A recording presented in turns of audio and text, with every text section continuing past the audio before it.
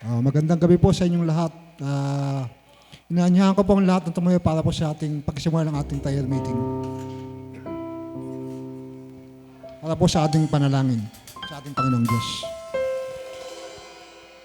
Inaanyahan ko po lahat ng tumahimik at damin ang tasasya ng ating Panginoong Diyos. Panginoon namin Diyos, papulit pa sa lahat po sa gabing itong pinagkaloob sa amin. Sa kalakasan ng katawan na patuloy pinagkakaloob sa amin. Sa mabuhay, Lord God, na patuloy pinapairam sa amin. Salamat, Panginoon. Sa mga kapatid po namin na wala pa po dito, Panginoon, gabayan niyo po sila tayo sa lahat ng kapamakan. At ikaw po ang humawak ng kanilang manibela na dapat dating papunta dito, Panginoon. Panginoon, muli atas ka po sa inyong bawat isa sa amin. Ang kalakasan ng aming pangatawan, Panginoon. Ang buhay ng Panginoon na pinagkalob mo sa bawat isa sa amin. At trabaho, Lord God, na pinagkalob mo upang maging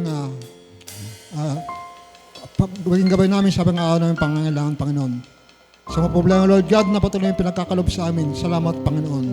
At sa mga buhay, Lord God, na patuloy yung pinapairam sa amin, salamat din po, Lord God. At sa mga dating pong, sa nagdaang linggo na aming mga blessing na patuloy yung pinagkakalob sa amin, lahat po ito aming binabalik at aming pinagkapasalamat sa matamis na Panginoon yung nakalak sa Jesus. Amen and amen.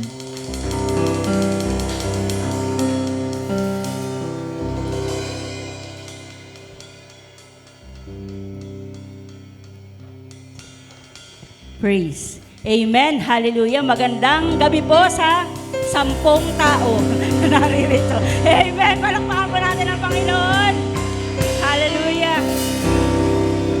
Di ba po ang sabi sa Biblia, 2 o 3 na nagkakatipon sa pangalan ng Panginoon, naroroon siya ating kalagitnaan. Amen. Tama po ba? At ngayong gabi po, sama-sama tayong magpupuri, aawit, sasamba, at magkakaisang mananalangin. Tama po ba? Para sa ating pong church, sa ating pong mga kapatiran, sa ating pong pamilya, sa ating bansa.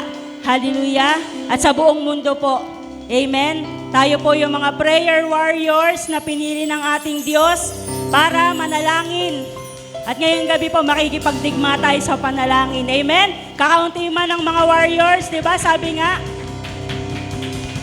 ano ba yung istorya sa Bible? Yung kay Gideon po ba yun? Yung kakaunti lang sila. Pero pagtatagumpayin tayo ng ating Panginoon. Amen? Hallelujah. Sige po tayo'y manalangin. Hallelujah, Jesus. Lord, salamat Panginoon sa gabi pong ito, Lord God. Lord, nakikita mo po, Panginoon, ang aming mga puso. O Diyos, nakikita mo, Panginoon, ang aming mga motibo, Panginoon, yung aming mga kaisipan po, Lord God, sa gabi na ito, Panginoon. At ngayong gabi po, Panginoon, dalangin po namin, Lord God, ang pagkakaisa sa puso ng bawat mga anak mo, Panginoon, na mananalangin, makikipag-fellowship, Lord God, ngayong gabi, Panginoon. Lord, ibuhos mo, Panginoon, ang Espiritu mo, Lord God, sa bawat isa sa amin, Panginoon. Maranasan po namin, O Diyos, ang pagkilos mo, Lord God, sa gabing ito, Panginoon, ang kapangyarihan mo, Lord God, ang pagsagot mo, Panginoon, sa amin po mga panalangin, Lord God. Hallelujah. Dalangin din po namin, O Diyos, hallelujah, ang mga kapatiran po namin na wala pa po sa lugar na ito, Lord God, yung mga papunta pa lamang, kayo nga po, O Diyos, ang siya mag-ingat, Panginoon, sa bawat mga kapatid namin, Lord God, na patungo rito, Lord God. Ganon din, Panginoon, sa mga kapatid namin na napipigilan, Lord God, sa pagpunta rito, Lord, itinataas po namin, Panginoon, ang bawat isa sa inyo, Lord God, na sila po ay magtagumpay, Lord God, na magpunta, Panginoon, sa gawain na to, Lord God. Dahil ikaw, Panginoon, ay nagagalak, Lord God, sa pagkakatipon, Panginoon, ng iyong mga anak, Lord God, upang kami, Panginoon, ay magpuri, sumamba, manalangin, Panginoon, na may pagkakaisa, Lord God, sa aming mga puso. Hallelujah! Lord, alam namin, Panginoon, nakikilos po kayo, Lord God, sa aming kalagitnaan, Lord God. At anumang gawa ng kaaway, O God, ay sinasaway namin sa banal at makapangyarihang pangalan ng aming Panginoong Jesus, Lord. Kami ay magtatagumpay, Panginoon, sa gabing ito, Lord God, sa aming pananalangin, pagsamba, Lord God, sa aming pakikipagdigma, Panginoon, sa spiritual realms, Lord God. Lord, ikaw ang aming Panginoong sandata, ang aming kalasag, Lord God, at ikaw, Panginoon, ang siyang dahilan, Lord God, ng lahat, Panginoon, ang aming ginagawa, Lord God. Hallelujah. At sa gabi nito, Panginoon, wala po kaming ibang nais, Panginoon, kundi po ang maghandog sa iyo, Lord God, ng aming pagsamba, ng aming pagpupuri, ng aming pasasalamat, Lord God. Dumudulog po kami, Panginoon, sa iyong harapan, O Diyos. Nagpapalinis, Panginoon, at humihingi po ng kapatawaran, Lord God, sa aming mga kasalanan, Lord God, sa aming mga pagkukulang, Panginoon. At nawa, Panginoon, sa gabing ito, Lord God, hindi kami aalis, Panginoon, sa lugar na to, Lord God, na hindi mo kami pinuno, hindi mo kami pinagpala, Lord God, at hindi nyo po sinagot yung aming mga panalangin, Lord God. Hallelujah! Ang lahat po ng mga panalangin ito, Lord God, ay tinataas po namin sa matamis at makapangyarihang pangalan ng aming Panginoong Jesus. Amen! Amen! Palakpakan po natin ang ating Diyos. Amen! Nasabi po sa aawitin natin, o kay sarap magpuri at sumamba sa ating Diyos. Amen? Tunay nga po na napakasarap sa ating puso na tayo ay sama-sama magpupuri, magkakaisa, na sumamba, magpasalamat, at dumakila sa pangalan ng ating Panginoon. Kaya sabi sa aawitin natin, sabay-sabay daw po tayo na itataas ang pangalan ng ating Panginoon. Amen. Sige po, tayo po ay umawit.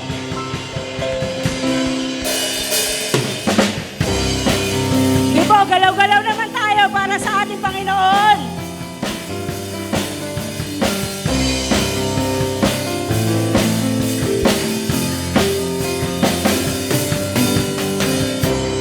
Okay, sarap magpuri, sumamba sa ating Diyos. Okay, sarap umawit, sumayaw sa ating Diyos. Sabay-sabay na itataas ang ating mga tinig. Sabay-sabay sisigaw ng Hallelujah. Tayo na sama-sama na mag-alay ng pagsamba. Tayo na sama-sama na umawit ng papuri sa nag-isang Diyos, nag-isang Diyos, Jesucristo. Minsan pa, okay, sarap magpuri. Okay, sarap magpuri, sumamba sa ating Diyos. Okay, sarap umawit, sumayaw sa ating Diyos. Sabay-sabay na itataas ang ating mga tinig. Sabay-sabay na sisigaw ng Hallelujah. Tayo na sama-sama na mag-alay ng pagsamba. Tayo na sama-sama na umawit ng papuri sa nag-isang Diyos, nag-isang Diyos, Jesucristo.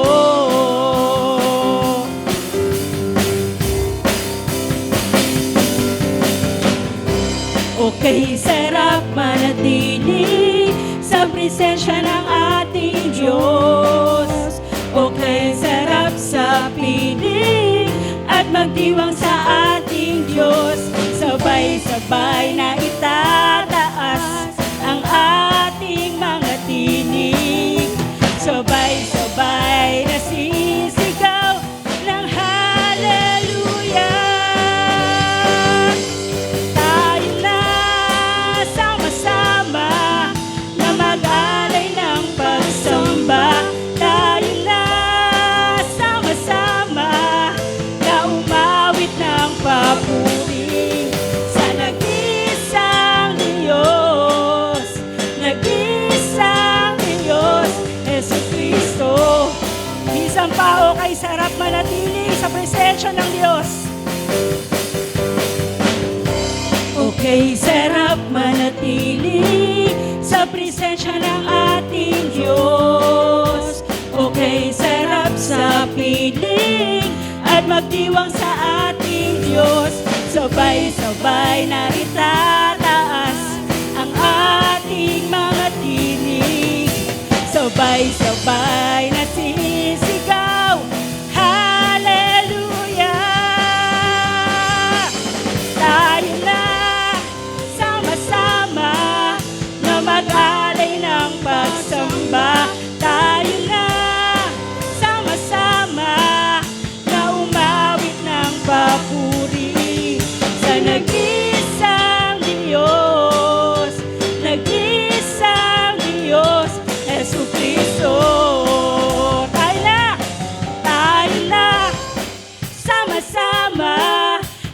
mag-alay ng pagsamba. Tayo na sama-sama na umawit ng papuri sa nag-iisang Diyos, nag-iisang Diyos, Jesucristo.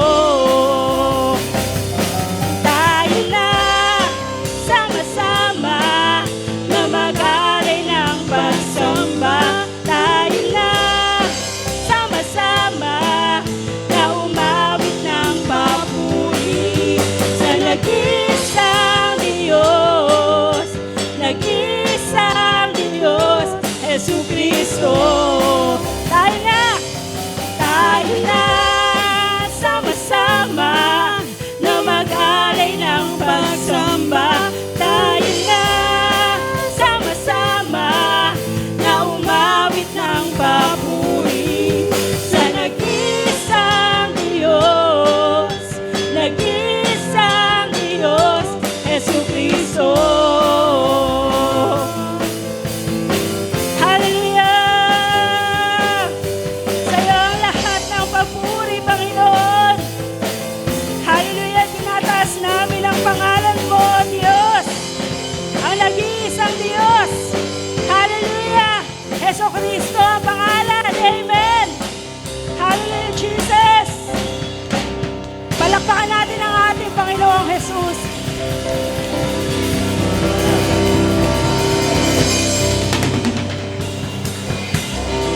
Hallelujah! Hallelujah, Jesus! Panginoon, wala po kami, Lord God, ibang itataas, O Diyos, sa mga oras na to, Panginoon, kundi po ang banal na pangalan mo, O Diyos. Sa aming kalagitnaan, Lord God, manguna ka, maghari ka, Panginoon. Sakupin mo, O Diyos, yung aming mga puso, yung aming mga isipan, sa mga oras pong ito, Lord God. Hallelujah. Panginoon, kung yung isip po namin, O Diyos, kinakain ng lahat ng mga bagay, Lord God, sa mundong ito, Panginoon, nananalangin po kami, Lord God, sa mga oras pong ito, Lord God, na Ikaw, O Diyos, yung maging sentro ng aming puso, ng aming isip, Lord God. Hallelujah. Sapagkat Ikaw, O Diyos, ang nakakaalam ng bawat oras, bawat bukas, Lord, na meron po ang bawat isa sa amin. Hallelujah, Jesus. Patuloy po nating sambahin ang ating Panginoon. Yung himig natin, dapat si Lord, pangalan ng Panginoon. Yung bawat salita na lumalabas sa ating mga labi, dapat si Lord. Hallelujah, Jesus. Panginoon, Ikaw ang himig ng awit ko.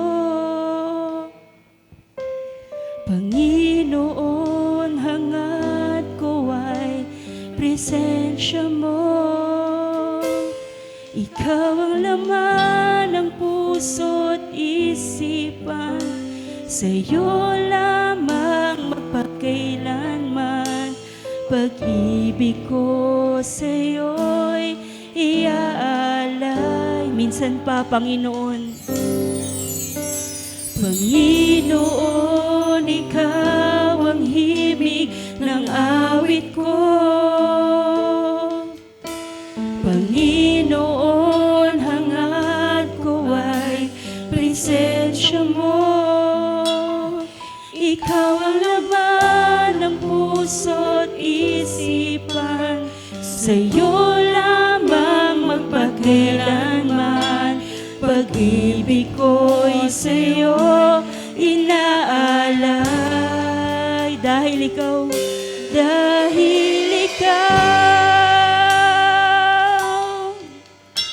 ang bawat bukas ko. Wala nang iba pang inaasam, Jesus, kundi ikaw. Sa'yo ang puso ko, lahat sa buhay ko'y alay sa'yo, Jesus. Jesus, ikaw ang buhay sa mundong ito.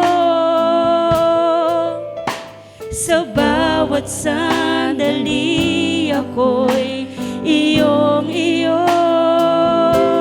Ikaw ang laman ng puso't isipan, sa'yo lamang magpakailanman. Pag-ibig ko sa'yo'y iaalay, dahil ikaw ang bawat bukas ko. Wala nang iba pang inaasam, Jesus, kundi ikaw. Sa'yo ang puso ko, lahat sa buhay ko'y alay sa'yo, Jesus. Jesus, ikaw ang buhay sa mundong ito. Sa bawat sandali ako'y iyong-iyo.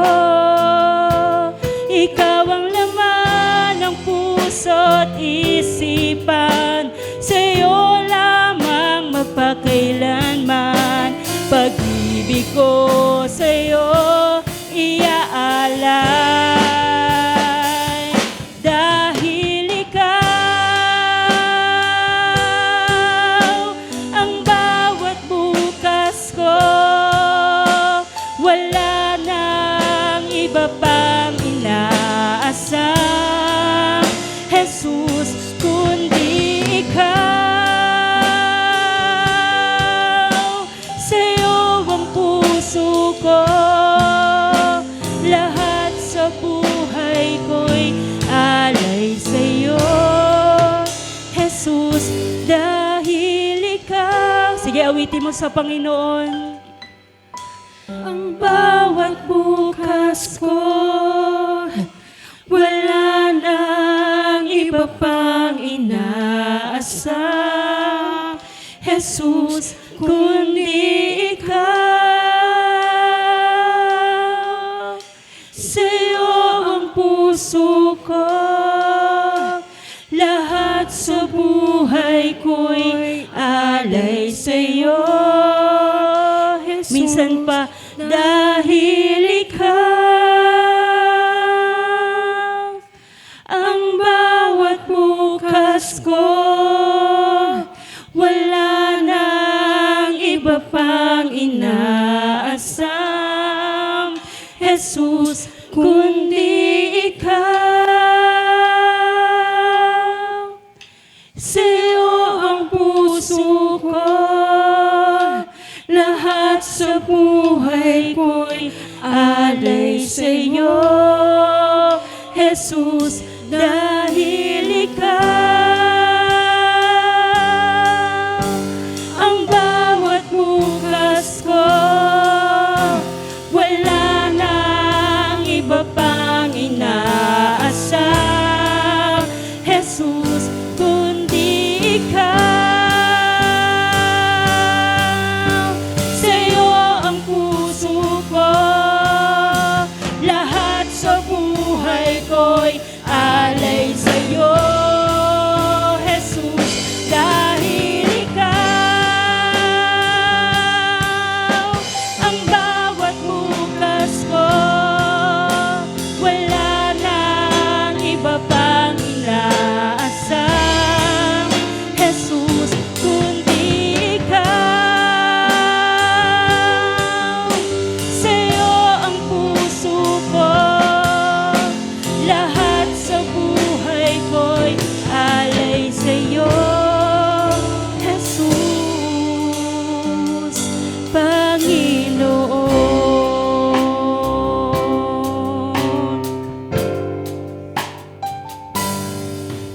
O Diyos, sa'yo lahat ng pagsamba luwalhati, maging yung pinakamainam kong awit ay aawitin sa'yo, Diyos. O Diyos, ang aking isipan ay pagkarian mo, at sa aking puso ay hindi na maglaho, tanging pag-ibig sa'yo. Ano pa ba ang maihandog ko, liban sa buhay kong nanggaling sa'yo?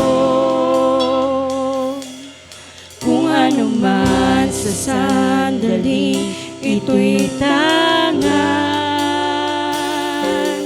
at mga bagay na tinuring kong yaman, ito'y hindi pa rin sapat sa alay na nararapat sa'yo.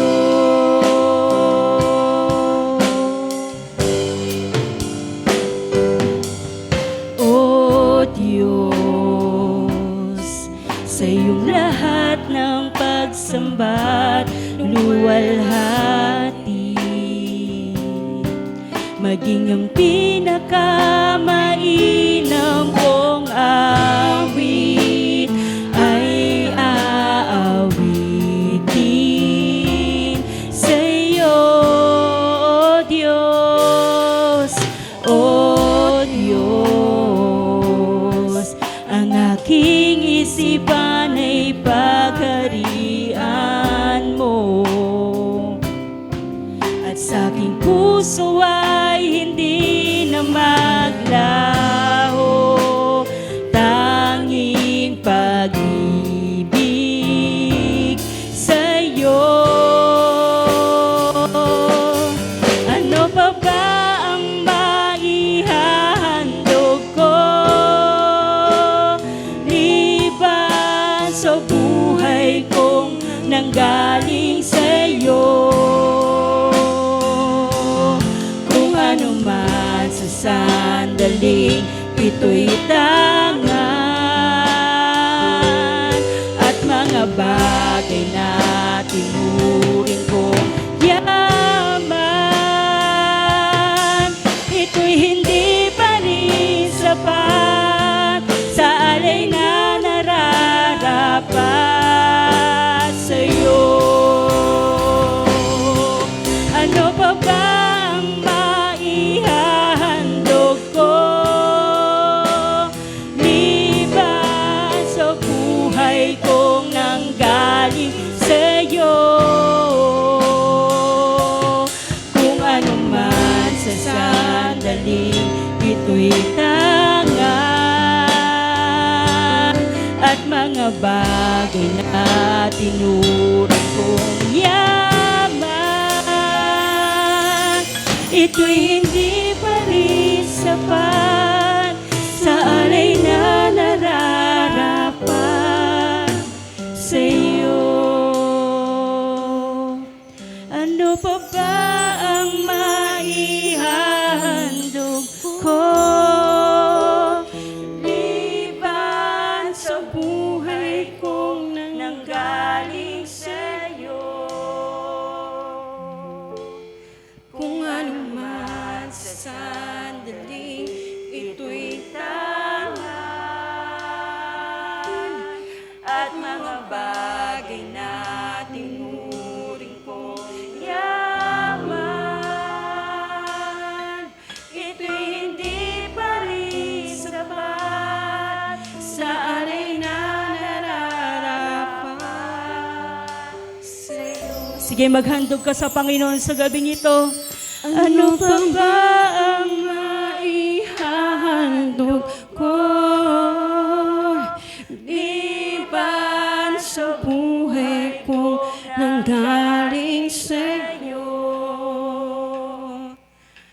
Kung Kung anuman sa sandaling ito'y tangan at mga bagay na tinuring kong yaman, ito'y hindi pa rin sapat sa alay na nararapat sa'yo. Ano pa ba ang maihandog ko liban sa buhay kong nanggaling sa'yo? Kung ano man sa sandaling ito'y tangan at mga bagay na itinuring kong yaman, ito'y hindi pa rin sapat sa alay na nararapat. Ito'y hindi pa rin sapat sa alay na nararapat. Ito'y hindi pa rin sapat kahit ialay ang lahat sa'yo.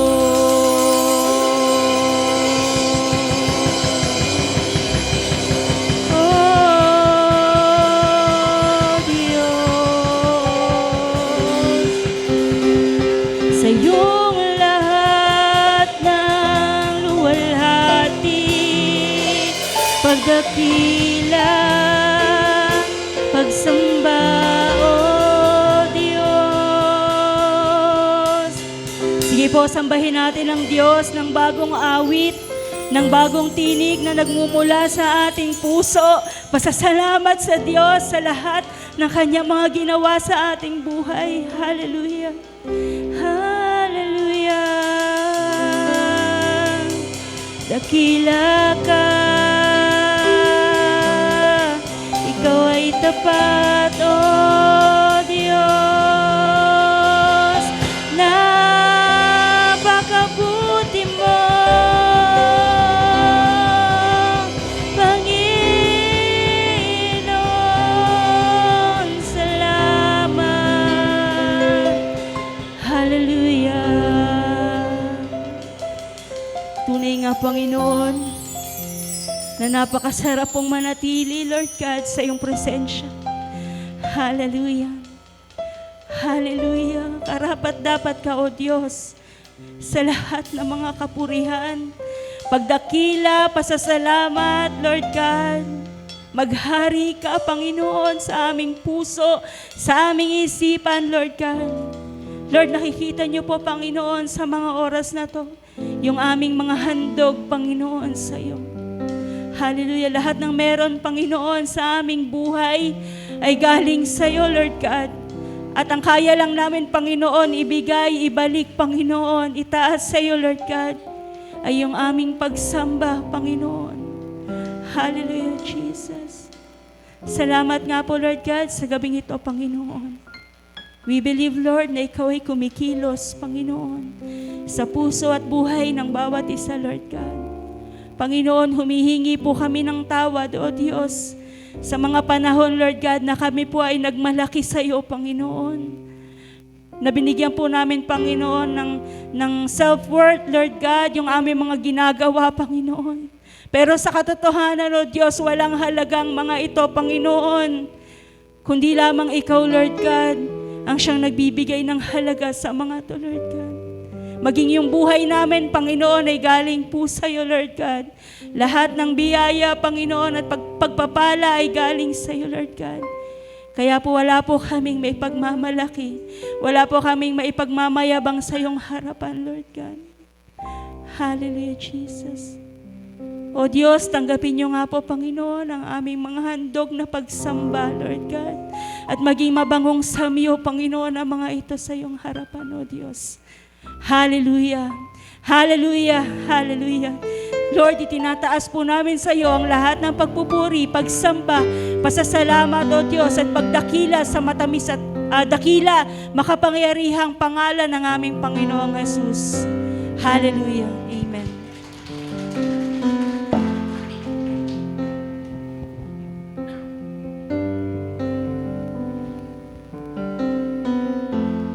Hallelujah. Ang pagpapalit na nagawa sa cross. Si Jesus ay pinarusahan upang tayo mapatawad. Si Jesus ay nasugatan upang tayo ay gumaling. Si Jesus ay ginawang kasalanan sa ating mga kasalanan upang tayo maging matuwid sa kanyang katwiran. Si Jesus ay namatay sa ating kamatayan upang tanggapin natin ang kanyang buhay. Ginawang sumpa si Jesus upang pumasok tayo sa pagpapala. Dumanas ng kahirapan si Jesus upang makahati tayo sa kanyang kasaganaan. Binuhat ni Jesus ang ating kahihiyan upang makabahagi tayo sa kanyang kaluwalhatian. Si Jesus ay dumanas ng ating pagtanggi upang mapa sa atin ang pagtanggap ng Ama. Si Jesus ay iniwalay sa pamamagitan ng kamatayan upang tayo may kabit sa Diyos magpakailanman. Ang ating lumang pagkatao ay namatay na sa Kanya upang ang bagong tao ay mabuhay sa atin. Sabihin ng mga naligtas, ang aking katawan ay templo ng banal na Espiritu, niligtas, nilinis at binanal sa pamamagitan ng dugo ni Jesus. Ang bawat bahagi ng aking katawan ay instrumento ng katwiran, nilaan sa Diyos para sa paglilingkod sa Kanyang kaluwalhatian. Ang diablo ay walang puwang sa akin, walang kapangyarihan laban sa akin, walang karapatan sa akin. Lahat ay sinaayos sa pamamagitan ng banal na dugo ni Jesus. Nagapiko si Satanas sa pamamagitan ng dugo ng kordero at sa pamamagitan ng aking patutuo. At hindi ko inibig aking buhay hanggang kamatayan. Ang aking katawan ay para sa Panginoon at ang Panginoon ay para sa aking katawan. Walang iba kundi ang dugo ni Jesus.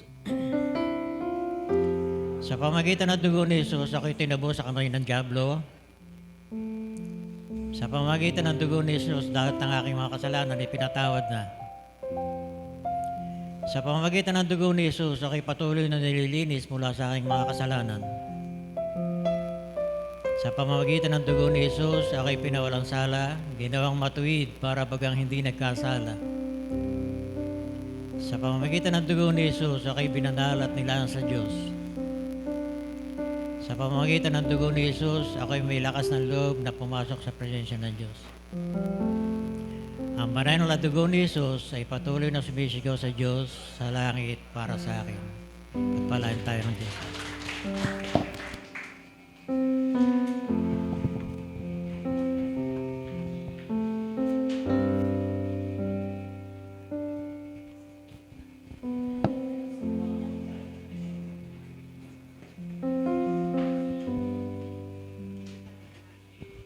Magandang gabi po sa inyong lahat.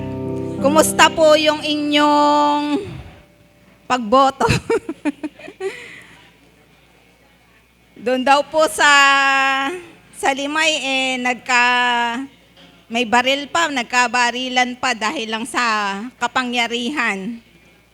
Alam niyo po ba na tayo po ay hindi na kailangan na humabol pa o manungkulan sa pamahalaan para maging peacemaker? Di ba po? Sabi, peacemaker for Christ. Tayo po ay manalangin.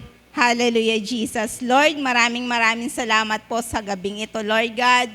Salamat po sa mga kapatiran, Lord God, na naririto, na dinako nyo, Lord God, sa lugar na to upang makarinig, Lord God, ng inyong salita. Dalangin ko po na marinig nila, Lord God, i-open nila, Lord God, ang kanilang mga spiritual ears, Lord God, na ang inyong mga salita, Lord God, ay matanim, Lord God, sa kanilang puso, Lord God, at baunin nila sa kanilang buhay, sa kanilang pang-araw-araw na buhay, Lord God. Lord, dalangin ko, Lord God, na itago niyo po ako sa inyong likuran. Ang kaluwalhatian niyo lamang po ang mahayag sa oras na to, Lord God. Hindi ko po kaya, Lord God, na kung sa akin lamang, Lord God, wala po akong kakayahan, Lord God, na ihatid, Lord God, ang inyong mensahe, Lord God. Subalit salamat po sa Holy Spirit, Lord God, na tumutulong, Lord God, upang ako, Lord God, ay i-guide at maihayag ko ang inyong salita, ang mensahe na gusto nyo ipahayag sa mga kapatiran namin, Lord God. Lord, nung nagsimula, Lord God, opening prayer, Lord God, ala pa pong 10 ang naririto, Lord God. Nalulungkot po ako, sabi ko, Lord, mahahayag ang inyong salita sa iilang tao lamang. Subalit hindi nyo pinahintulot, Lord God. Naririto, Lord God, at napuno, Lord God, ang bahay-sambahan ninyo, Lord God, para marinig, Lord God, ang inyong salita. Naririto po sila na mayroon kauhawan, Lord God, sa inyong mga salita, Lord God. Kaya dalangin ko, Lord God, na ang mga puso nila ay buksan, Lord God, nang sa gayon ang iyong mga salita ay manatili sa kanilang puso at isipan. Hallelujah. Ang lahat ng ito ay aking dinadalangin sa matamis na pangalan ni Jesus. Amen and amen. Peacemaker for Christ. Ang pamumuhay bilang Kristiyano ay matatagpuan po natin ito sa Roma 12:1-21. Hindi po tayo magiging isang peacemaker for Christ kung hindi po tayo namumuhay bilang isang Kristiyano. Sabi po sa Roma 12:1-2, sa verse 1 po, kaya nga, mga kapatid, alang-alang sa masaganang habag ng Diyos sa atin, ako'y nakikiusap sa inyo na ialay ninyo ang inyong sarili bilang isang handog na buhay, banal at kalugod-lugod sa Diyos. Ito ang karapat-dapat na pagsamba ninyo sa Diyos. Parang ang liit yata. Nababasa naman po ba? Nababasa hindi. Verse 2. Huwag kayong makiayon sa takbo ng mundong ito. Paano po kasi, peace po kasi yung aking kapayapaan kaya blue, hindi masyadong kita. Pero makinig na lang po kayo at aking babasahin po. Verse 2, huwag kayong makiayon sa takbo ng mundong ito, sa halip hayaan ninyong baguhin ng Diyos ang inyong pag-iisip, upang maunawaan ninyo ang kanyang kalooban, sa gayoy magagawa ninyo kung ano ang mabuti, kalugod-lugod at ganap na kalooban ng Diyos. Magagawa lang po natin ito, ang pagiging peacemaker, kung hahayaan natin na baguhin ng Diyos ang ating pag-iisip.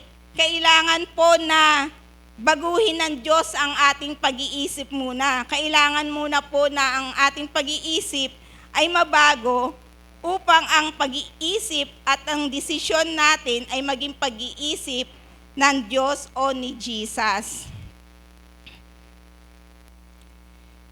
Upang makapamuhay tayo bilang isang Kristiyano at makagawa o makapagdesisyon tayo ng mabuti at kalugod-lugod at ganap sa kalooban ng Diyos. Ano-ano po ba ang karakteristik ng peacemaker for Christ? Yung katangian ng isang peacemaker para kay Kristo. Sabi po sa Roma 12:2, verse 9-21,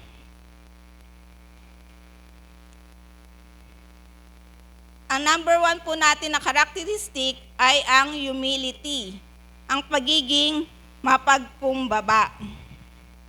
Kailangan po ng isang peacemaker, ang katangian ng isang peacemaker, kailangan po daw ay mapagpakumbaba, humility. Sabi po sa Roma 16, magkaisa kayo ng saloobin. Huwag kayong mayabang.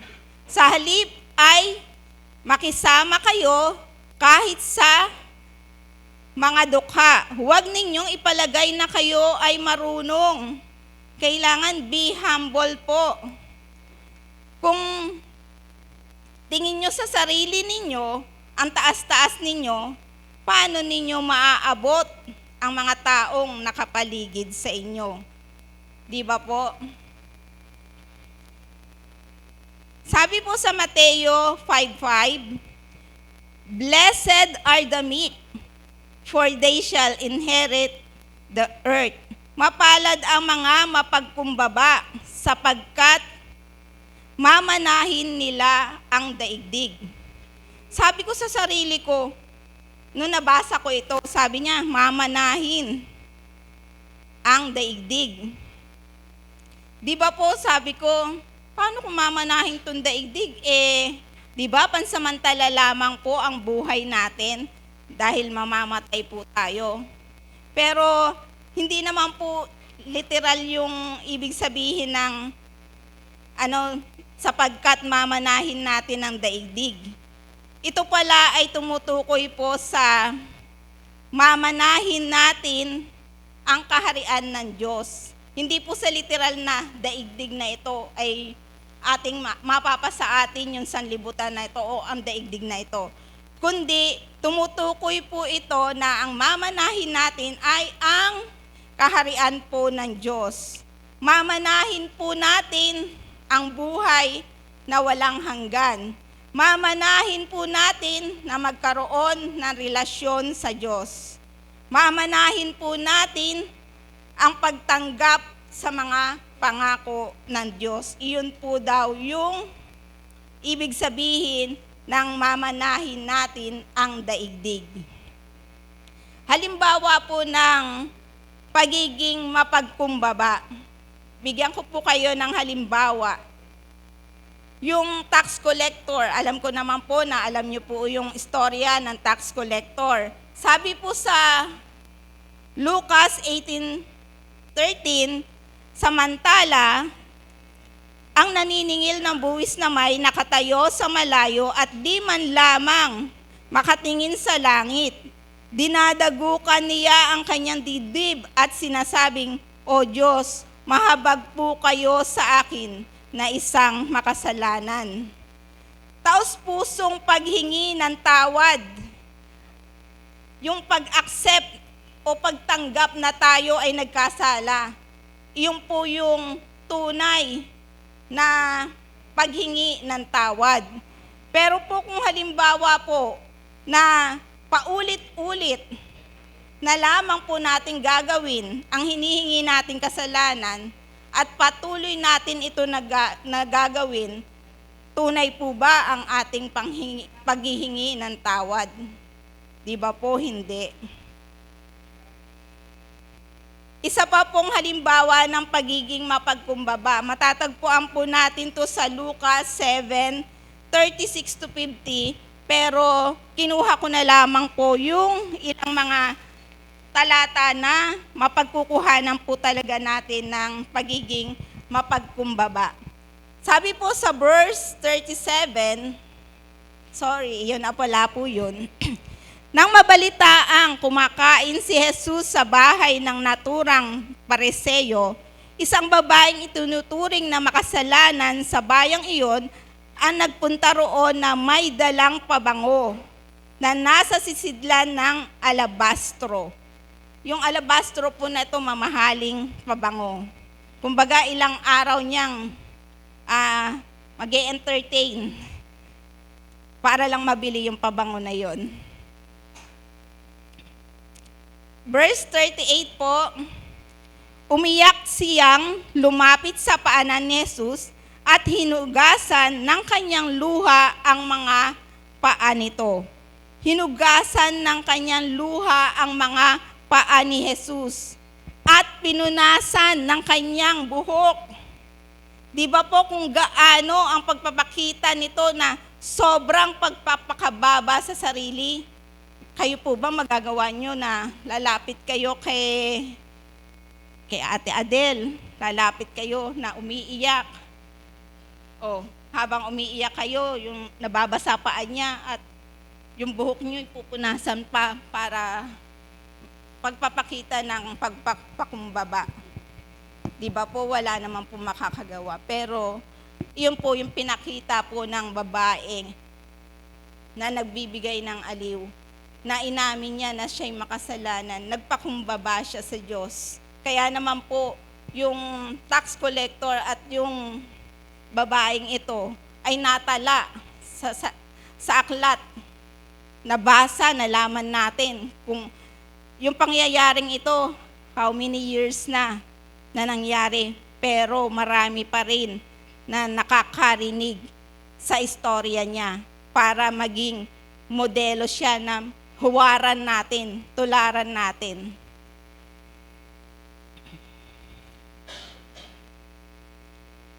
Pangalawang characteristic of a peacemaker for Christ po, katangian ng isang peacemaker para kay Kristo, patient, pagiging mapagpasensya. Sabi po sa Roma 12:12, magalak kayo dahil sa inyong pag-asa. Magtiyaga, sabi niya, magtiyaga, be patient. Magtiyaga kayo sa inyong kapighatian at palaging manalangin. Sabi po sa Proverbs 14:29, a patient man has great understanding, but a quick-tempered man displays fully. Sa Tagalog po, MBB version po. Ang hinahon ay nagpapakilala ng kaunawaan, ngunit ang madaling pagkagalit ay tanda ng kamangmangan. Ang mga peacemaker ay may kanya-kanyang, yung peacemaker daw po ay may kakayahang maghintay, may kakayahang magtimpi, may kakayahang siya na magtiis sa mga pagkakataong hindi pagkakasundo-sundo o sa mga pagkakataong hindi maganda ang sitwasyon o nagkakagulo na. Pero yung pagka peacemaker ka, hindi mo gagatungan pa, nagkakagulo na nga, nag-aaway na nga, susulsulan mo pa. Yung troublemaker, hindi ka troublemaker o hindi ka tagapagpagulo. Hindi po gawain yun ng isang peacemaker. Ang peacemaker ay nagpapatay ng sunog at hindi nanggagatong pa para lang lalong lumaki ang sunog. Hindi nang susulsol para lang lalong lumaki pa ang gulo. Hindi po iyon gawain ng isang peacemaker.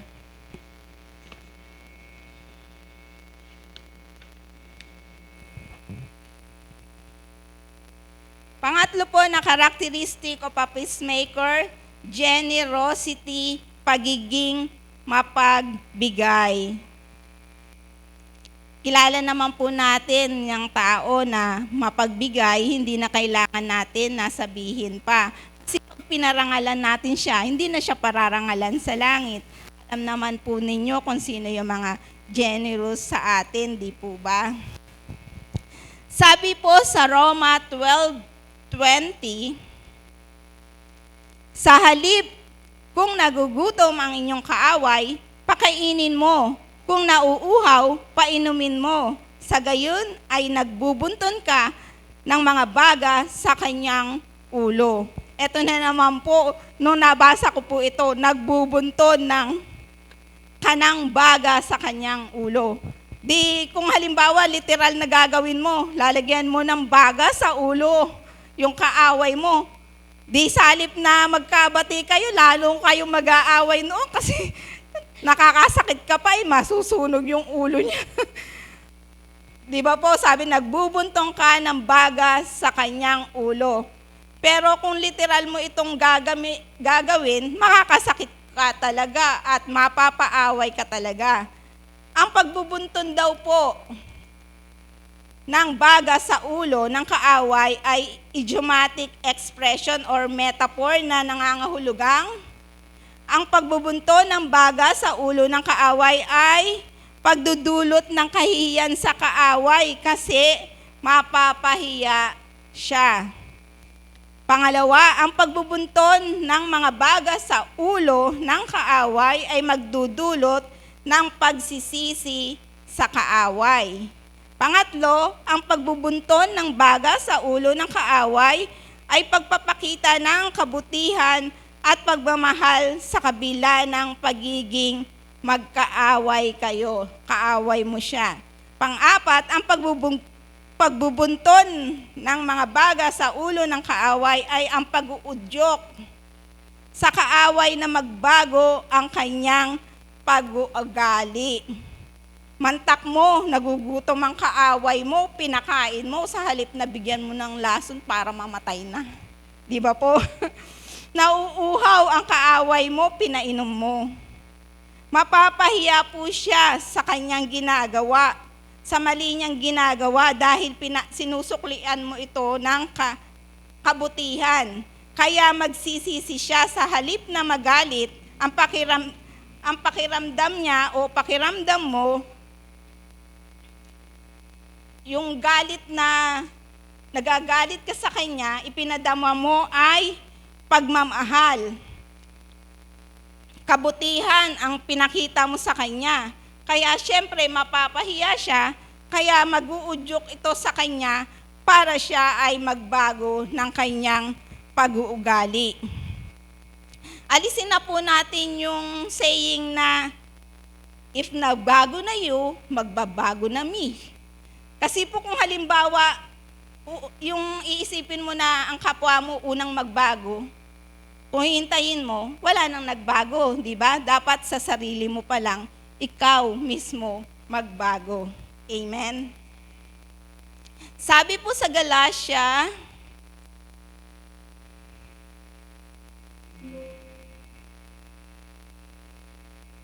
ayan, thank you. Sabi po sa Galatia 6:9, let us not be weary in well-doing, for in due season we shall reap if we faint not. Nabibisaya ako pag English po pasensya na po kayo. Nabaloktot ang dila ako. Kaya huwag tayong mapagod sa paggawa ng mabuti, sapagkat pagdating ng takdang panahon, tayo ay aani kung hindi tayo susuko. Kaya pagka si Hana nandito, tuwan-tuwa akong makinig sa kanya pagka nag-i-English siya Gustong-gusto kong makinig. Pero pag ako na yung tatay at mag-i-English, talagang nababaloktot ang dila ko. Pero si Hana, planchadong-planchado yung dila niya Sarap makinig kahit na yung English. Minsan hindi ko maintindihan. Joke. Pero masarap pakinggan. Well pronounced, di po ba? Sana po ba talaga ako? Kaya huwag tayong mapagod sa paggawa ng mabuti, sapagkat pagdating ng takdang panahon, tayo ay aani kung hindi tayo susuko.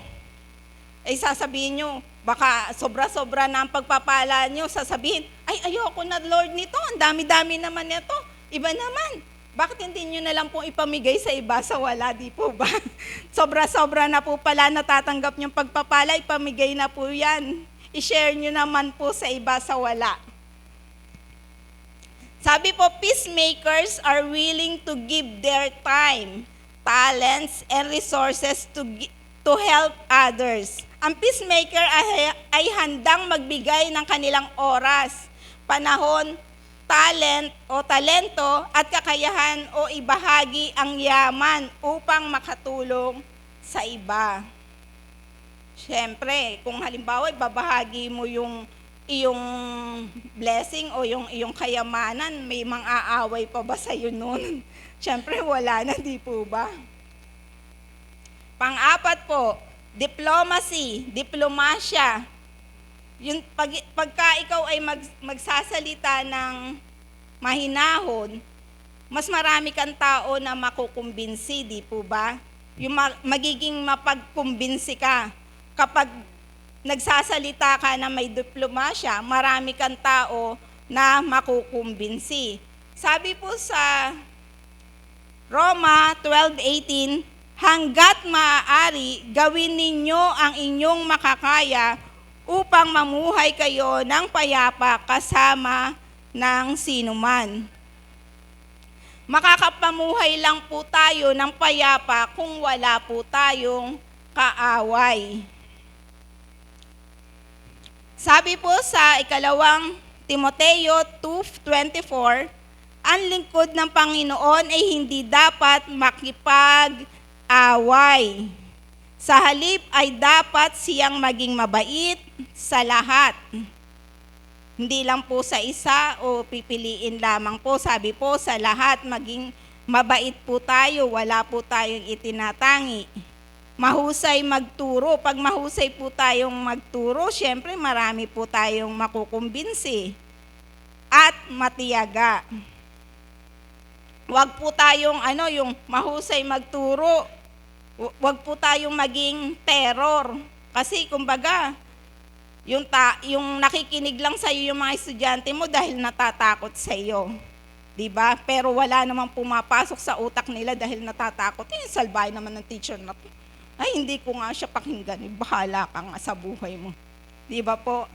Yun sa mga teacher na ganun. Tapos yung mga estudyante, karamihan din naman yan, iba-iba din ang isip kung binabansagan ka pa . Di ba po? Maging mapagkumbinsi sa lahat ng tao. Peacemakers have the ability to communicate and negotiate with people of different perspective and different opinions. Ang mga peacemaker ay may kakayahang makipag-usap at makipag-ayos sa mga taong may iba't ibang pananaw at iba't ibang opinyon. Ang peacemaker po ay lagi niyang dinaraan sa diplomasya, hindi sa karahasan o init ng ulo. Dinaraan po niya sa diplomasya o mahinahon na pananalita. Para makumbinsi po niya ang taong nakaharap o kausap po niya. Mas madaling makumbinsi ang mga tao kapag dinaraan po sa diplomasya. Ako po, wag niyo na po akong tularan pag sa mga ganyan po. Parang naturalesa ko na po o likas na po sa akin na pag alam ko po ba na tama ako, ipinaglalaban ko. Pero kahit na alam ko na tama ako, kaya lang po dahil sa pagiging arrogante, yung inaano ko ba, yung taklesa, yung para bang gano'n na, yung hindi ina-explain ko na mataas ang boses ko, napagalit, hindi tuloy ko na yung kahit na tama ako sa sitwasyon, sa paningin ng mga kaharap ko, mali ako. Kasi sa way ng pakikipag-usap ko. Kasi noon, ako po, wala akong pakialam na masaktan man kita. Dahil mas gusto ko nga yun parang pakiramdam ko, makakaganti ako sa'yo. Yung ganon. Kaya, pero nagpapasalamat ako sa Lord kasi po, ngayon po, syempre, pag nakakarinig ka po ng salita ng Diyos, nagpapatuloy ka, binabago ka naman po ni Lord. Kahit na alam ko na hindi naman po ako perfect, pero at least nalalaman ko naman po, nakikita ko naman po na may pagbabago naman din po ako. Binabago naman din po ako ni Lord kahit na minsan, syempre nadarapa pa rin po. Pero at least, binabago pa rin po tayo ni Lord. Di ba po lahat naman po tayo na naririto na makasalanan, di po ba? Wala naman po makapagsasabi sa atin na wala tayong kasalanan. Pero kaya nga po tayo naririto dahil makasalanan tayo. Pero hindi natin ipinagpapatuloy ang pagiging makasalanan po. Panglima po, love for others. Pagmamahal sa kapwa. Sabi po sa Mateo 22:39, Love your neighbor as yourself. Mahalin mo ang iyong kapwa gaya ng pagmamahal mo sa iyong sarili. Sabi po sa Roma 12:9-10, maging tunay ang inyong pagmamahal. Tunay daw po, hindi plastic. Kasuklaman ninyo ang masama at pakaibigin ang mabuti. Verse 10 po, magmahalan kayo bilang magkakapatid at pahalagahan ninyo ang iba ng higit sa pagpapahalaga nila sa inyo. Noon din nga po, sabi ko, pag minahal mo ako, yung katwiran ko po noon sa sarili ko, pag minahal mo ako, hihigitan ko ang pagmamahal mo sa akin. Kumbaga yun sa, mabuting kaibigan ako, pero masamang kaaway. Yung ganun po ba? Na yung pag ginawan ka na mabuti, ibabalik ko sa iyo ng higit pa. Pero pag ginawan mo ako ng masama, ibabalik ko sa iyo ng higit pa sa masama. Yung para ba pong ganon? Pero dapat po, syempre, hindi na po tayo ganoon. Peacemaker have a deep love for others and are willing to sacrifice for the benefits of others. Ang mga peacemaker ay may malalim o wagas na pagmamahal sa kanilang kapwa at handang magsakripisyo para sa ikabubuti ng iba. Di ba po si Jesus ang the best na halimbawa sa peacemaker na to? Sabi po sa Filipos 2:5-8, naway magkaroon kayo ng kaisipan na tulad ng kay Kristo Jesus. Kahit taglay niya ang kalikasan ng Diyos, hindi niya pinagpilitang manatiling kapantay ng Diyos. Sa halip, kusa niyang binitiwan ang pagiging kapantay ng Diyos at namuhay na isang alipin. Ipinanganak siya bilang tao at nang siya'y maging tao, nagpakumbaba siya at naging masunurin hanggang kamatayan. Maging ito man ay kamatayan sa krus. Isinakripisyo niya ang pagiging Diyos, kaya naging tao po siya. Isinakripisyo niya ang kanyang buhay para sa ikabubuti natin at ikatutubos ng ating mga kasalanan, para magkaroon po tayo ng relasyon o pagkakasundo sa Diyos at magkamit ng buhay na walang hanggan. Kaya nga po, di ba po, tinawag po siya na Prince of Peace, prinsipe ng kapayapaan.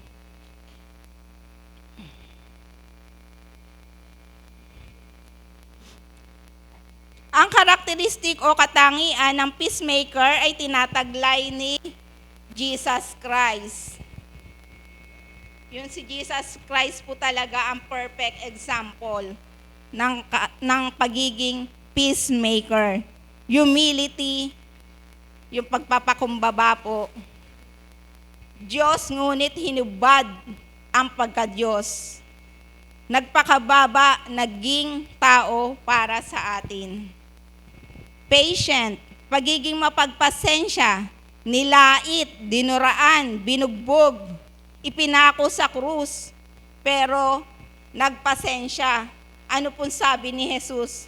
Ama ko, patawarin niyo po sila, hindi nila alam ang kanilang ginagawa. Amen? Third, generosity, pagiging mapagbigay.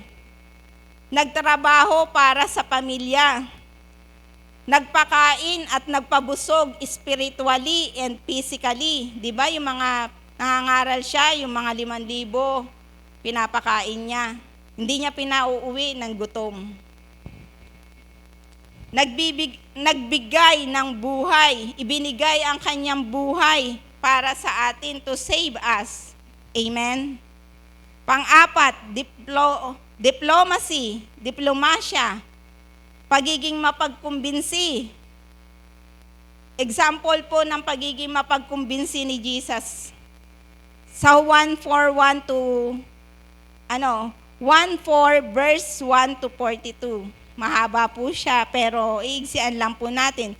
Si Jesus at ang babaeng taga Samaria.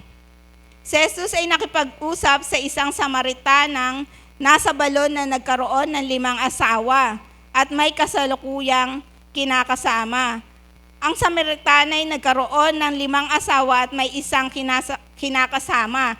Ang Samaritanang ito ay nasa balon ng tubig at ipinakita ni Jesus ang kanyang pagmamahal at pag-unawa sa kabila ng maling pamumuhay ng Samaritana.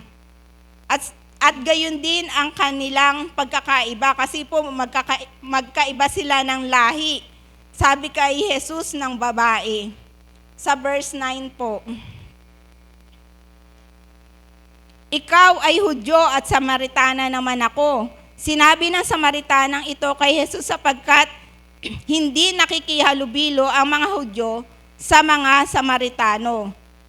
Sabi po sa verse 28, iniwan ng babae ang kanyang banga, bumalik sa bayan at sinabi sa mga taga roon. Sa verse 29, halikayo, tignan ninyo ang taong nagsabi sa akin ng lahat ng ginawa ko. Siya nga kaya ang Kristo? Verse 30, kaya't lumabas ng bayan ang mga tao at nagpunta kay Jesus. Amen. Pero hindi pa rin dyan napakita yung pagkumbinsi ni Jesus. Dahil sa ipinakita ni Jesus na diplomasya sa kanyang pakikipag-usap, ay nakumbinsi niya ni Jesus ang Samaritana kaya't naniwala at sumampalataya sa kanya at ginawa naman ng Samaritana, hindi lang siya o yung Samaritana ang sumampalataya kay Jesus. Ipinakilala pa niya ito. Kumbaga, ang Samaritana nanampalataya na kay Jesus. Kaya anong ginawa niya? Nagpatotoo siya. Di ba pumunta po siya doon sa mga kabaryo niya, kanayon niya, upang ipatotoo yung kanyang nakita. At niyaya pa ng Samaritana ang buong nayon. Amen. Sabi po sa 41 hanggang 42, at marami pang sumampalataya nang mapakinggan siya, si Jesus. 42, sabi po doon, pagkatapos sinabi nila sa babae ng mga taga-nayon, naniniwala na kami ngayon, hindi na dahil sa sinabi mo, kundi dahil sa narinig namin siya, si Jesus. Nung narinig nila si Jesus, lalo, di ba? Maraming nakumbinsi si Jesus, mas maraming sumampalataya dahil narinig ng mga taga-nayon si Jesus. Alam namin na siya, si Jesus, siya nga ang tagapagligtas ng sangkatauhan. Amen, di ba? Marami po nakumbinsi si Jesus. Hindi lang ang Samaritana ang sumampalataya, kundi ang buong nayon. Amen. At ang panglima na nga pong characteristic of the peacemaker for Christ is love for others, pagmamahal sa kapwa, tulad ng ipinakitang pagmamahal ni Jesus sa atin. Pang-anim po na characteristic, mediation. Pagiging taga-pamagitan. Sabi po sa Roma 12:14, idalangin ninyo ang mga umuusig sa inyo. Idalangin ninyo sila at huwag sumpain. Need po natin ang mediation o tagapamagitan.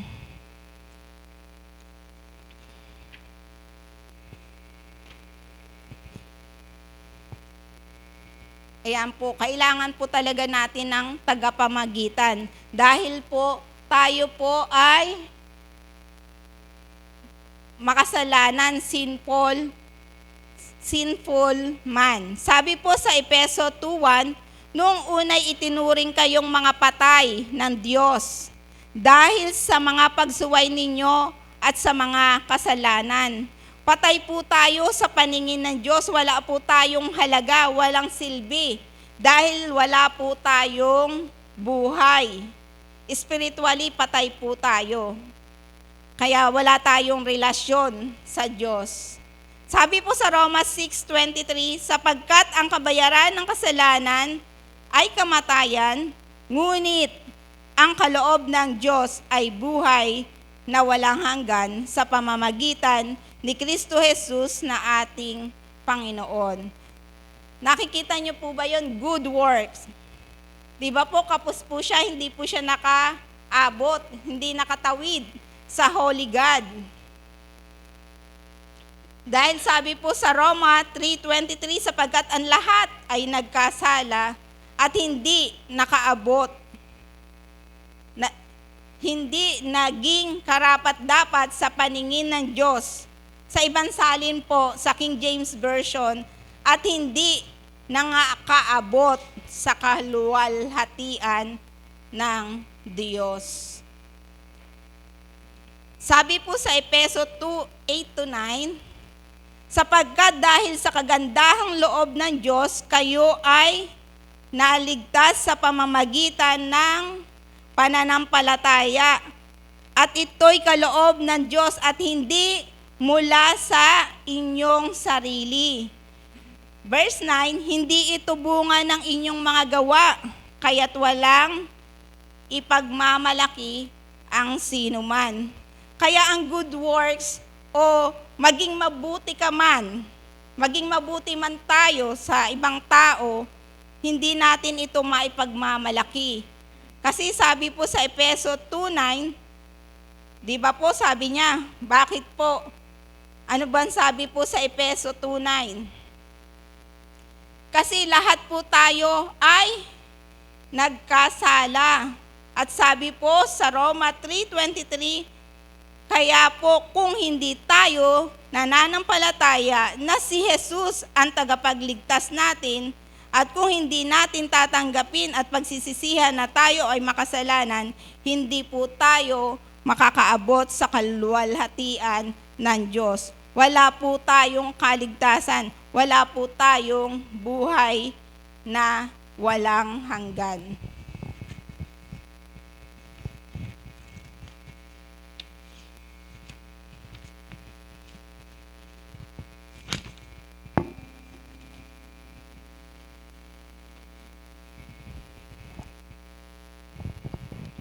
Tapos pangalawa pong hindi nakaabot po doon yung religion. Di ba po religion yon yung pangalawa? Hindi rin po siya nakaabot sa Holy God. Baka sabihin nyo, a-attend na ako sa CHTM kasi yung mga taga roon, mga ligtas yung mga nandoon, mga naniniwala kay Jesus yung mga yon. May buhay na walang hanggan yun. Kaya ako, pa-member na ako doon sa CHTM. Gaya po ng sinabi ko kanina. Kung hindi po tayo nananampalataya kay Jesus Christ na tagapagligtas natin, at kung hindi natin tatanggapin at pagsisisihan na tayo po ay makasalanan, hindi po tayo makakaabot sa kaluwalhatian ng Diyos. Wala pong kaligtasan, wala pong buhay na walang hanggan kung hindi po tayo kayang iligtas ng CHTM, ng Christ Harvest, or ng relihiyon, o ng kahit na anong relihiyon. Ang makakapagligtas lang po sa atin ay relasyon po natin sa Diyos, at hindi po relihiyon ang makakapagligtas sa atin. Pangatlo po, nandun po, hindi din po nakaabot yung morality. Ang morality po ay tumutukoy sa mga prinsipyo at pamantayan ng pag-uugali na itinuturing na tama o mali, mabuti o masama. Nung bata pa po kami, meron pa po, nakalagay pa sa grade yun yung GMRC. Di ba po? May grade ka doon kung pinagbabasihan ng guro yon, kasama sa sa ginigradean yung pag-uugali mo. Good moral and right conduct, di ba po?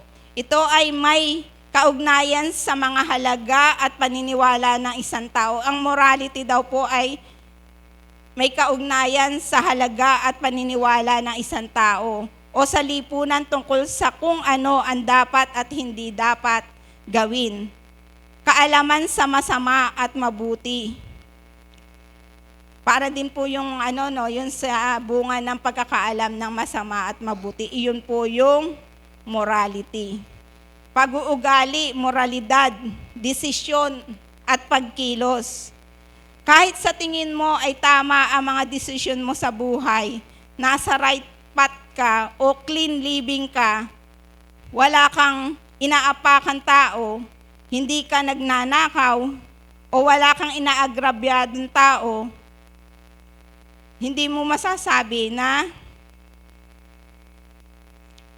makakaabot ka pa rin doon sa kaluwalhatian ng Diyos. Katulad po ng isang binatang mayaman, di ba po? Sabi niya, nasunod na daw niya ang 10 kautusan na sinulat ni Moises. Sabi niya, namuhay daw siya ng matuwid. Nagtanong po siya kay Jesus, ano po ba ang dapat kong gawin upang magkaroon ako ng buhay na walang hanggan? Sabi niya, ngunit hindi niya kayang iwan ang kanyang kayamanan upang sundan o sumunod kay Jesus.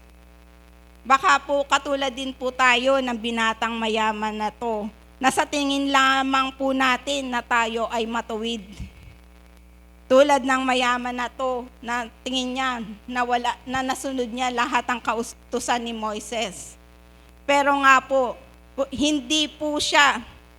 Kung hindi po tayo nanampalataya kay Jesus, na si Jesus ang tagapagligtas natin, at kung hindi natin tatanggapin na tayo makasalanan, hindi po tayo makakaabot sa kaluwalhatian ng Diyos.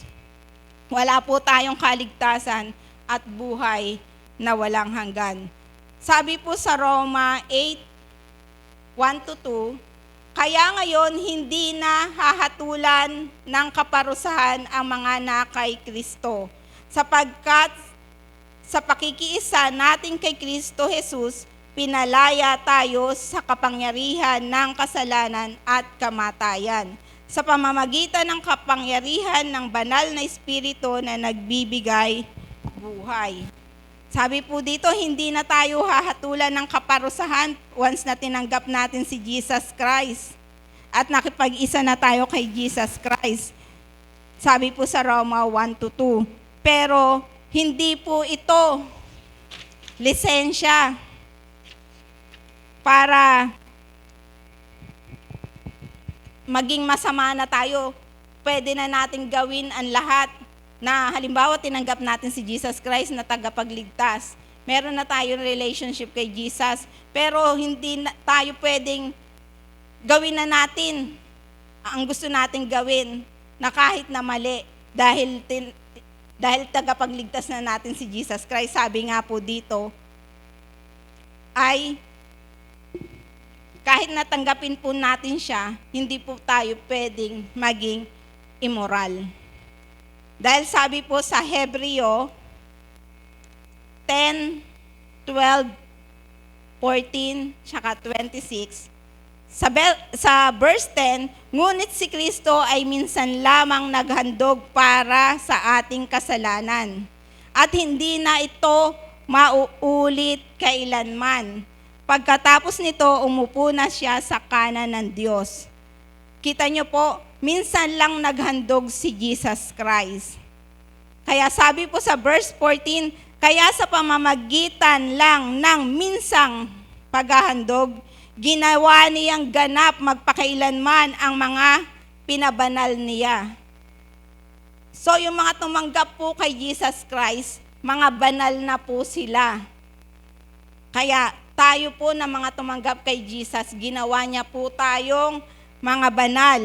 Sabi niya sa verse 26, sapagkat kung sinasadya pa nating magpatuloy sa paggawa ng kasalanan, pagkatapos natin malaman ang katotohanan, wala nang handog na maiaalay pa para mapatawad ang mga kasalanan natin. Kaya hindi po lisensya na pag tinanggap natin si Jesus Christ, ay pwede na tayong gumawa ng kasalanan. Dahil nalaman na po natin ang katotohanan, pag nalaman na po natin ang katotohanan, ang mali at sama-sama, at ginagawa pa rin natin, sinasadya natin, pinagpaplanuhan pa natin ang masama, ang kasalanan, pinaplano pa natin, hindi na po, sabi dito, wala nang handog para tubusin pa tayo sa ating mga kasalanan. Sabi po sa 2 Korinto 5:17, kaya't kung nakipag-isa na kay Kristo ang isang tao, isa na siyang bagong nilalang. Wala na ang dati niyang pagkatao. Sa halip, ito'y napalitan na ng bago.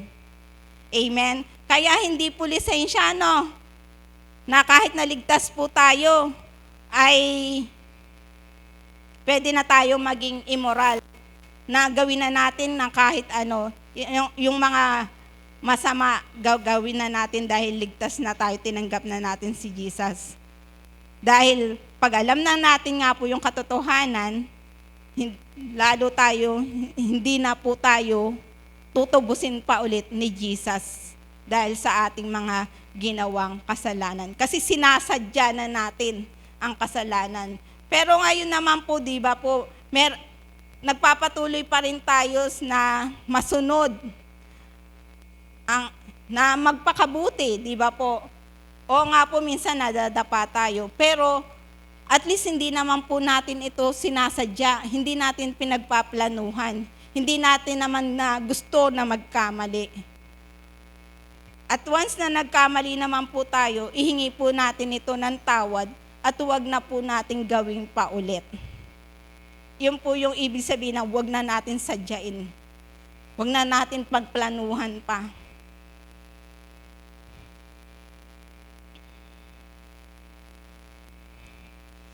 Si Jesus po ang mediation o tagapamagitan natin sa Diyos para magkaroon tayo ng relasyon at pagkakasundo at malaya ng makakalapit sa Diyos. Dahil po kay Jesus Christ, kaya po tayo mayroong John 3:16.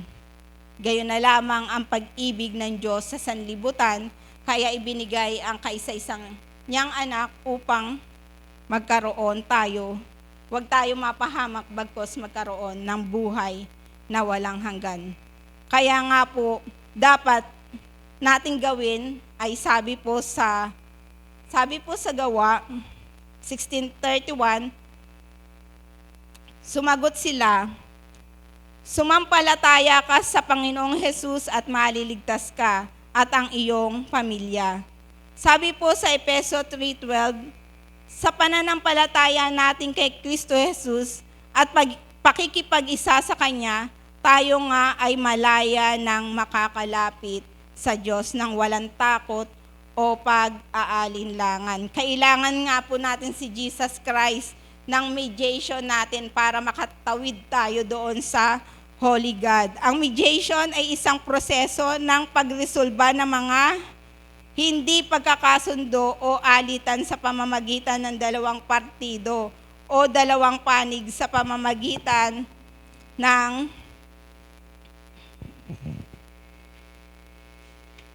neutral na tagapamagitan o walang kinikilingan. Ang layunin ng mediation ay makaganap ng isang mapayapang solusyon na makakatugon sa pangangailangan ng lahat ng partido na kasangkot. Sabi po sa John 17:3, at ito ang kahulugan ng buhay na walang hanggan. Ang makilala ka ng mga tao na ikaw lang ang tunay na Diyos at makilala rin nila ako na isinugo mo.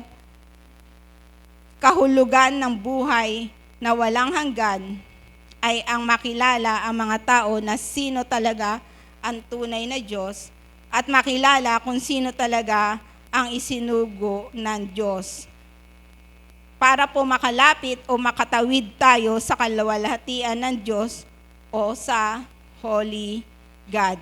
Kaya nga po sabi po ni Jesus para makatawid po tayo sa Holy God, kaya sabi ni Jesus Christ sa John 14:6, "Ako ang daan, ang katotohanan at ang buhay. Walang makakarating sa Ama, kundi sa pamamagitan ko." Si Jesus lamang po at wala nang iba upang makarating tayo sa Diyos Ama. Si Jesus lamang po ang mediation o tagapamagitan natin sa Diyos. Tayo po bilang mga tumanggap kay Jesus, dapat po nating tularan si Jesus na maging mediation o tagapamagitan ng mga tao upang makilala si Jesus at upang malaman ng tao kung paano makalapit sa Diyos. Sabi po sa Mateo 5:9, "Blessed are the peacemaker, for they will be called children of God." Mapalad ang mga tagapamagitan sapagkat sila'y tatawaging mga anak ng Diyos. Peacemakers have the ability to mediate conflicts and help build peace.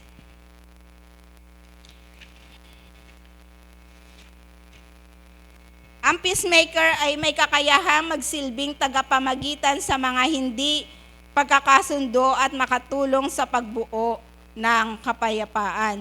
Ang pagiging isang peacemaker para kay Kristo, ang mga tao ay maaaring makatulong sa buong mundo para sa kapayapaan at pagmamahal sa mundong ito. Heto po ulit ang characteristic of a peacemaker for Christ, katangian ng isang peacemaker para kay Kristo. Humility, mapagkumbaba po. Patient, pagiging mapagpasensya. Generosity, mapagbigay. 4, diplomacy, pagiging mapagkumbinsi. 5, love for others, pagmamahal sa kapwa. 6, mediation, pagiging tagapamagitan. Meron po akong verse na iiwanan po sa inyo. Iyan po yung verse na iiwanan ko po sa inyo. "Hanggat maaari, gawin ninyo ang inyong makakaya upang mamuhay kayo ng mapayapa kasama ng sinuman." Peaceful life. Magkakaroon po tayo ng peaceful life kung lagi nyo pong tatandaan ang pagiging karakteristik po ng peacemaker. Amen. Tayo po ay manalangin. Yes, amen, Lord God. Hallelujah. Tunay nga po na napakabuti niyo, Lord God. Salamat po, Lord God, sa inyong mga salita, Lord God. Dalangin namin, Lord God, na maging katangian po namin, Lord God, ang pagiging peacemaker, Lord God, na katulad ninyo, Lord God, na kayo talaga, Lord God, ang pinaka-best example ng pagiging peacemaker, Lord God. Dalangin namin na taglayin namin, Lord God, na maging mapagkumbaba kami, Lord God, maging mapagpasensya, O Diyos, maging mapagbigay, at maging mapagkumbinsi, Lord God, at mapagmahal sa kapwa, Lord God, at maging tagapamagitan, Lord God, sa tao upang makakilala po sila, Lord God, makilala kanila, Lord God, na kayo ang aming Panginoon na tagapagligtas. Lord, salamat po, Lord God, sa gabing ito, Lord God, na ikaw po, Lord God, ang sumama sa amin, Lord God, na matutunan namin, Lord God, ang katangian mo, na maging katulad ka rin namin, Lord God. Salamat po, Lord God. Dalangin namin na kayo po, Panginoon, ang patuloy na maghari sa aming buhay. Thank you, Holy Spirit. Thank you, Father God in heaven. Salamat, Lord Jesus. Ito po ang dalangin namin sa tanging pangalan ni Jesus. Amen. Kuha na po tayo ng